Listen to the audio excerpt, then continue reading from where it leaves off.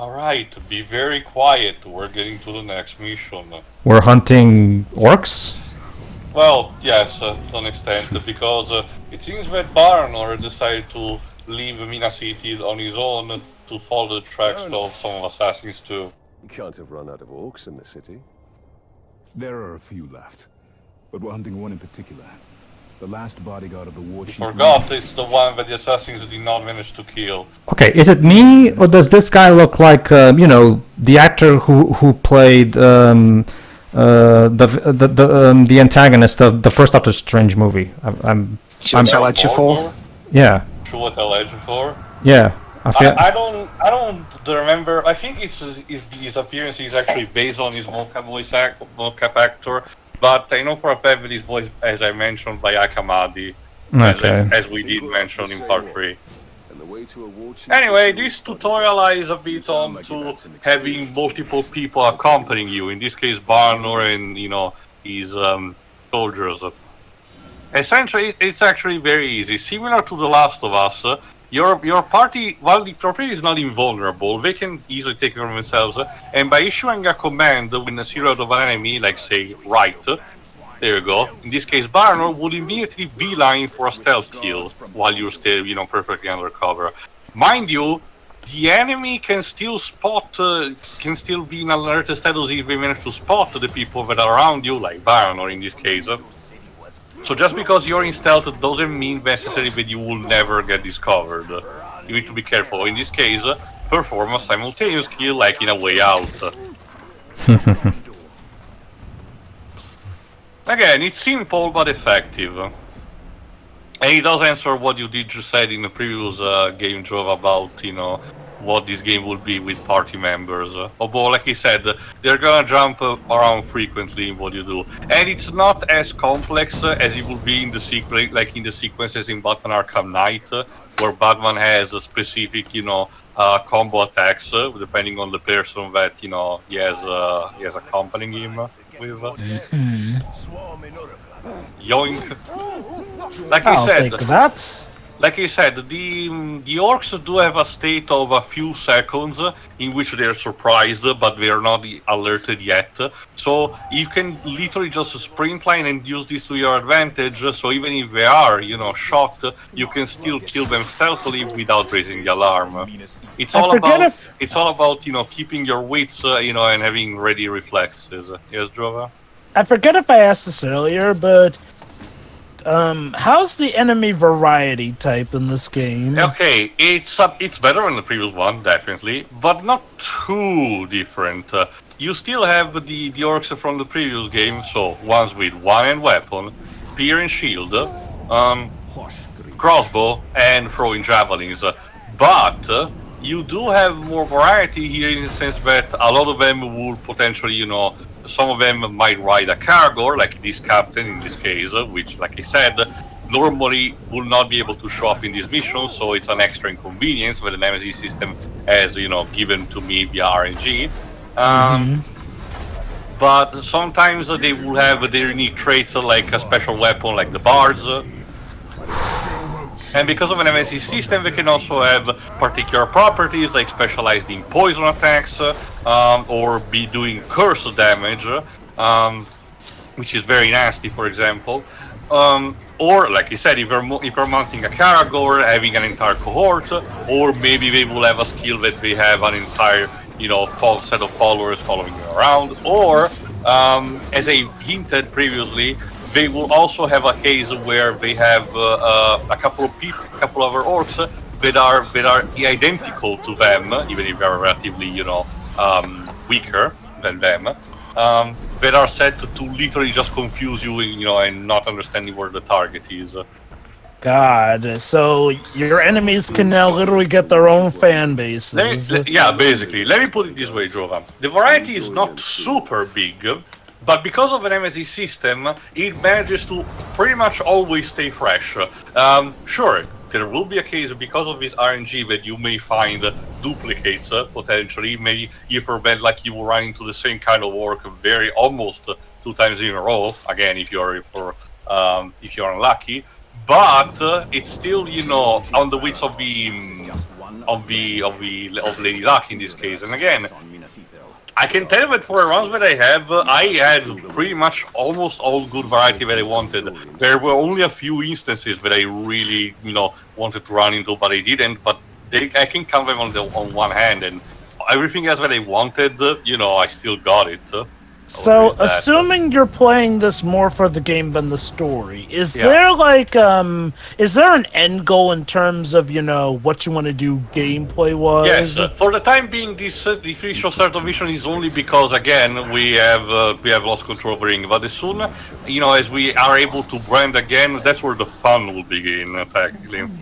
Okay, so Shelob showed in her regular form behind, but whenever our protagonist is facing her, then she changes to human. Like I said, Jova, it feels like the devs use this as a convenient way to ease up the dialogue between Talion and her. And again, like I said, while it's perfectly in character for her to do something like that, it feels done more for a lazy, cheap kind of way, rather than feeling like a proper justification of them wanting to experiment new things.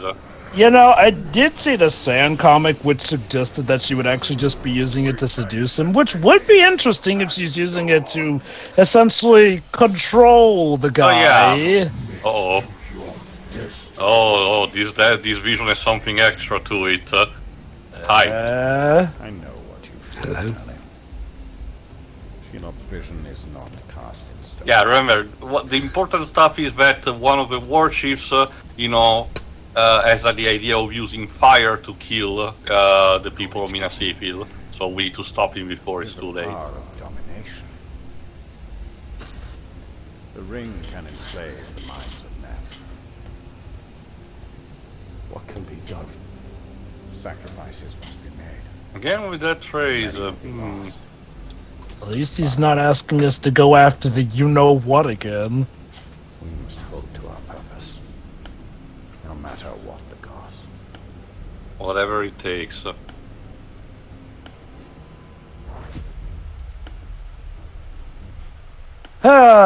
It's so nice that Talion has only the best of friends to guide him.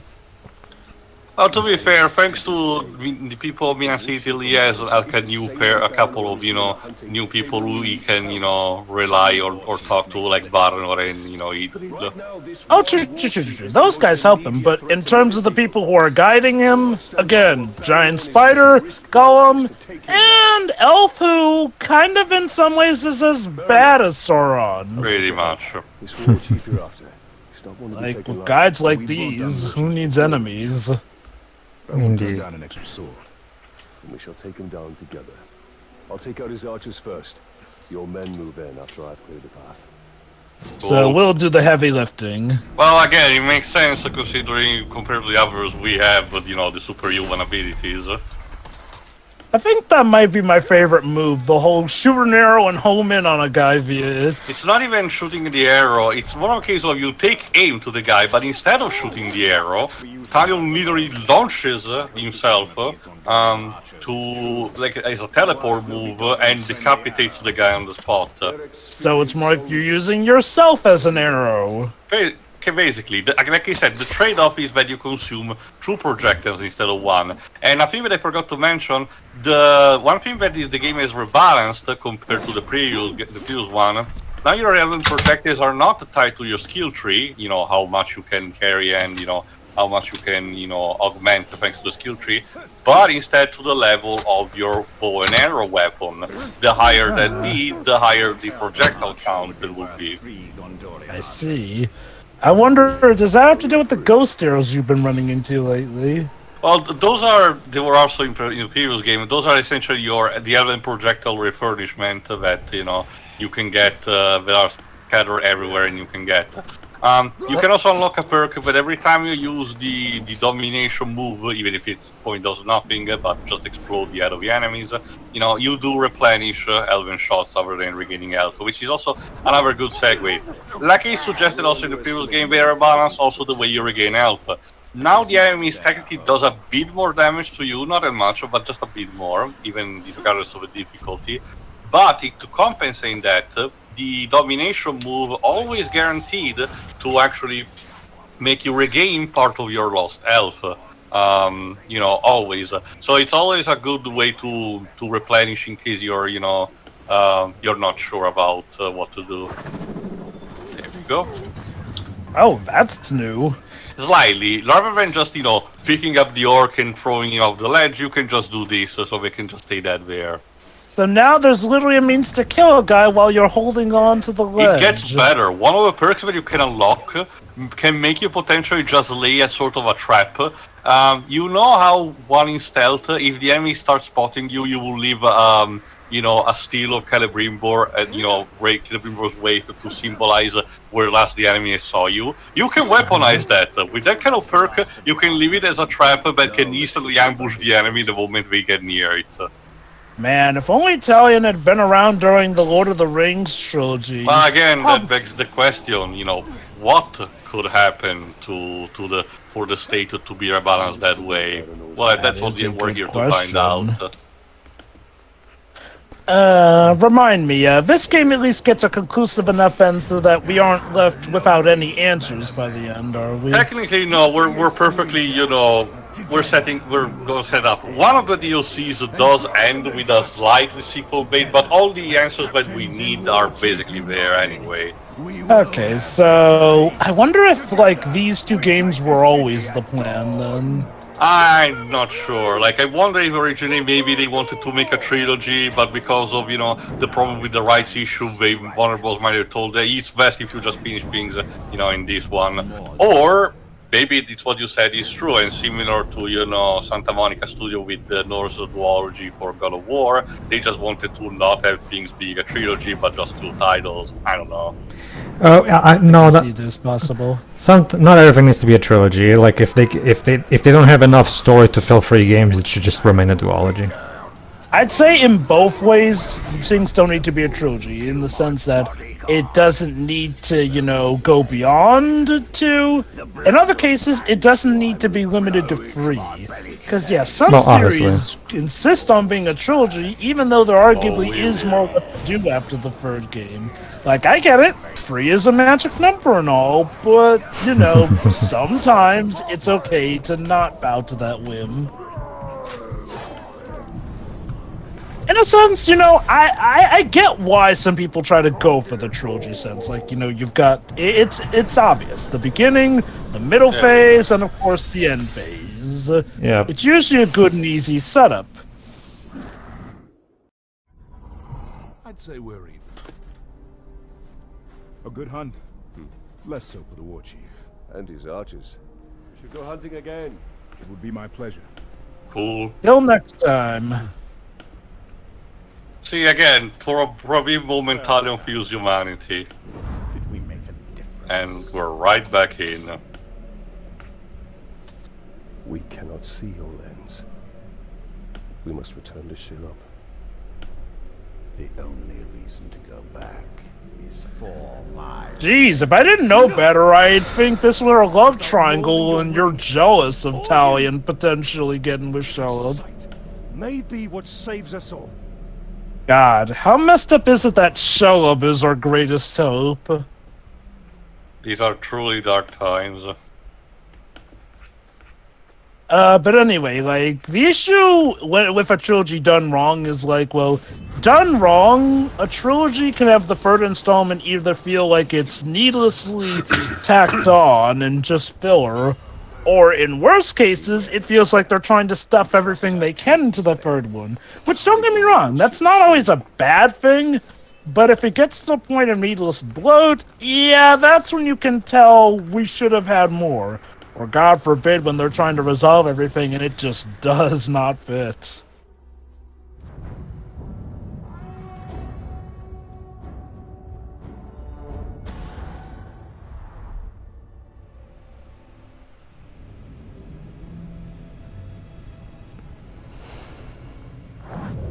I have come to see more. I know. Why were you posing like that? You can see Sauron's fate. Tell us his weakness, so we may defeat him. Your vision is limited. You will pay for your lack of vision? To see his torment. Of course you would know his vision's limited. Spiders usually have a whole ton of eyes. My gaze is fixed upon the fate of Middle-earth. Return what you have stolen from me, and I will bring Sauron to you in chains. I mean, it's a good offer, I guess. Why would I do that, Ringmaker? You and Sauron are one. Oh! Is this what you say? Fibberies and riddles. She is not our ally. Certainly not. Someone You know, is jealous. Come Not to for enough. And she literally is, it's 1 a.m., come on Talion, it's time for a daily dose of vision. Yes, mom. Yeah. Oh, things that the Witch King is gonna send one personally, and apparently there might be actually a human traitor in Mina Ithil. I wonder. This Ithil house is a traitor. So you could, well, okay, I cannot make an Among Us joke because there are no imposters. Her visions. You know, come something about Celebrimbor, though. He seemed extremely defensive the moment she mentioned any connection between him and Sauron. Now remember, Which even in the DLC of A Bright Lord, he constantly wants to mention that he's not like Sauron, he's so much better. Yeah. Take us to him. Please. Our war chief speaks to him through a messenger. We can show you the messenger. Okay. Look there. Do you see? Okay, another new type of trap, a spider nest. Shoot that, similar to the Morgulfly nest, but in this case you will free a bunch of spiders. Don't stay too close to that or the spiders will start attacking you too. I guess they don't take too kindly to their home being shot. I mean, I can understand that. Yeah. Hey, does the ring let you understand other spiders like in The Hobbit? Unfortunately, no. Besides, that was kind of a thing of the movie, because in the book, the creatures like the spiders and the trolls were able to speak naturally, and people would be able to understand them without the influence of a ring. I don't know what Jackson and Warner Bros. Wanted to do with that one. I swear, the Hobbit trilogy as a whole is just... Like I said, Drova, it's a tonal dissonance that the books had. The Hobbit was conceived, despite its darker elements, to be a more light-hearted, round-town journey from point A to point B, having a merry old adventure and getting a jolly good treasure from the dragon and everything. While Lord of the Rings is instead a full-on, war, Epic. a world war that escalates, through different factions and political intrigues. One thing I can say for certain is that the Hobbit movie trilogy was definitely influenced by the Lord of the Rings movie trilogy. More in terms of aesthetic than anything. I still, as we discussed it also when we did it, it's safe to assume that most of the problems were dictated by Warner Bros. Executive meddling stuff, not just towards Jackson, but in the entire, development team, because at one point they wanted, Guillermo del Toro, for example. Then at some point the negotiation with the state went for far too long, Yeah. And in general, they wanted to have an entire vision. So at one point, they wanted to make 2 movies instead of 3. Then they wanted 3 in order to fill in the quota. Again, it's more of a general lack of, not necessarily lack of general planning, but them wanting to, change the rules and Jackson having to adapt to that.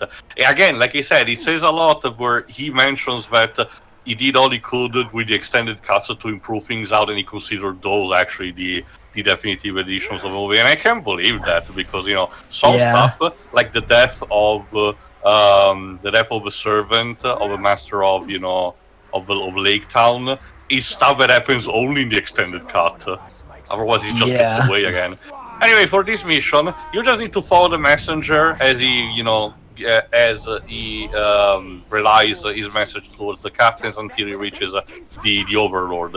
You are not allowed to kill any of the captains yet, because not be noticed, because otherwise the messenger will just act tail. This is a stealth mission where it's important for you to just There you go. Track down the target without causing a ruckus. If you played something like, say, Infamous, or even the Batman Arkham game, you know exactly this kind of mission where you just have to, use, or even like Cooper, as I mentioned, we use the rooftops, and follow a target on the ground without being noticed. It's very common for sandbox games. Mm-hmm.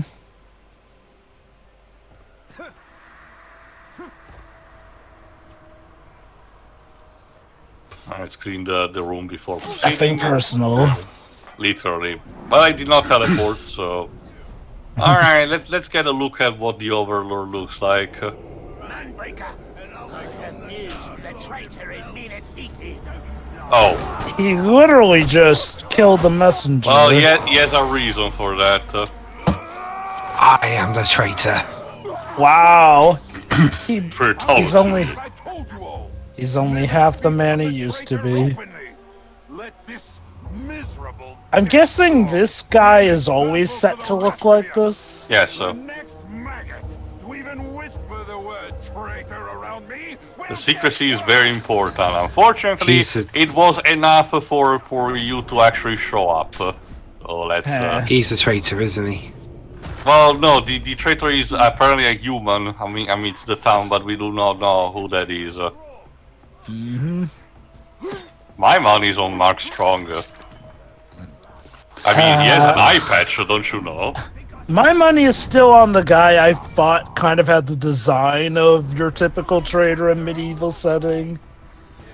Which I guess is the girl's father. Alright, let's start some fireworks before proceeding. A bit of fear tactics. I want to try to see if I can stealth, lure into a location and then stealth drop in, but I think it's not really that easy, so I will eventually just, reach in there. It seems we shall have to fight him in a duel of honor. Suppose you're here because of the little turncoat I have in Mina Ithil. Well, you won't learn anything from Oh, cool, Actually, then you can just die. Actually, I didn't know you had a turncoat in there. Thanks for letting me know. I mean, sure, yeah, we are here because he does know. But imagine if Talion didn't know, then that guy would have just ended up spilling the beans. To be fair, again, considering the execution of a messenger happened properly because he mentioned the traitor to all the captain and everything. Remember, the war chiefs are not stupid.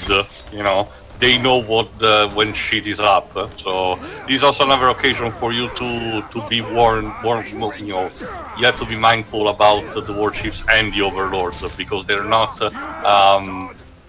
They're even smarter as than their counterpart from the previous game. Like I said, everything is escalating in this game, and so does the power level.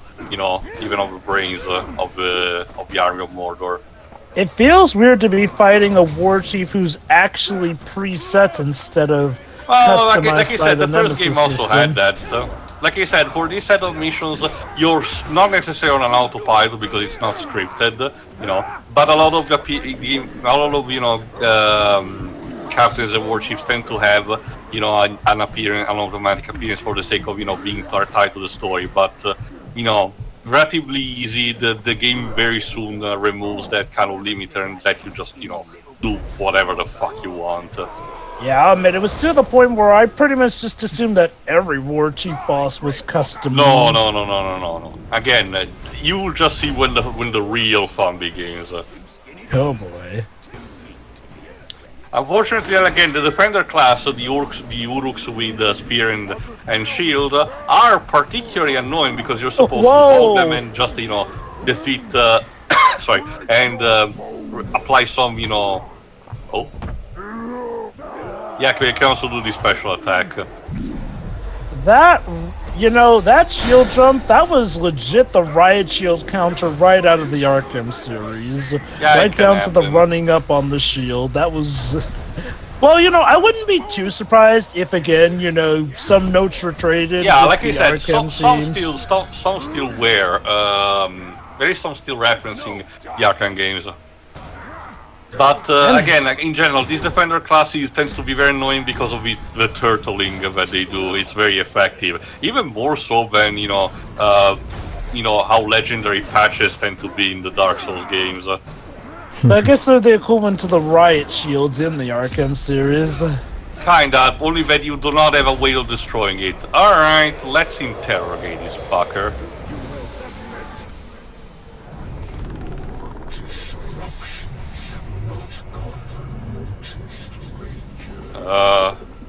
Is that who I think it is? The Witch King has a way of speaking through minions. So basically, nope, not gonna let you interrogate this guy. Damn it. Kill steal!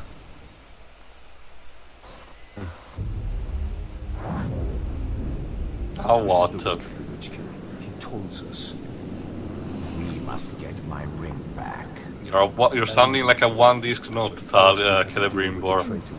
Seriously, at this rate, why don't you just marry it?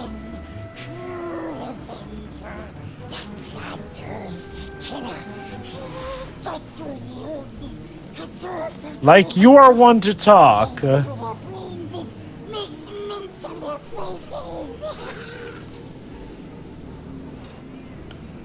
Yes? He has it. I'm fine too. Okay. Thank you, Golem. That was certainly a sentence. And because this captain was actually, his warship, was ranked as legendary, the equipment that he drops is considered legendary. In this case, attached to the tribe that he's part of. Alright, yeah, drops. Like I said, every time you kill a captain, you do get the equivalent of loot. If they are considered rare or legendary, the loot will be corresponding on that kind of quality. So the harder the captain is to get, the better the reward. All right, then. In the next part, we will actually, return to Mina Ithil and see if we can make some progress despite everything. Yeah. See ya. Alright. So yeah.